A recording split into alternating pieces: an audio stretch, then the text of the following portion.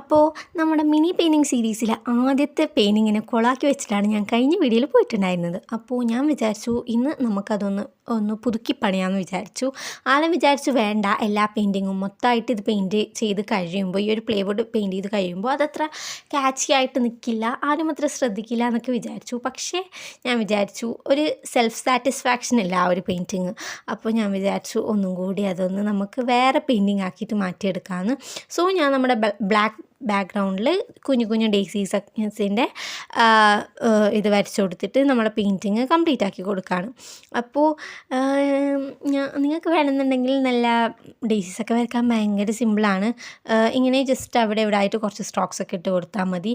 കാണാനും നല്ല ക്യൂട്ടായിട്ടുള്ള ഫ്ലവേഴ്സാണ് കേട്ടോ ഡേസീസ്. പേഴ്സണലി എനിക്ക് ഭയങ്കര ഫേവറേറ്റാണ് ഈ ഡേസി ഫ്ലവേഴ്സ്. ഒറിജിനലായിട്ടുള്ള ഡേസി ഫ്ലവറിന് ഞാൻ ഇതുവരെ കണ്ടിട്ടില്ല. വരച്ചത് തന്നെ എനിക്ക് ഭയങ്കര ഇഷ്ടമാണ്. അപ്പോൾ വീഡിയോ ഇത്രയേ ഉള്ളൂ. ലൈക്ക് ചെയ്യുക, ഷെയർ ചെയ്യുക, കമൻറ്റ് ചെയ്യുക.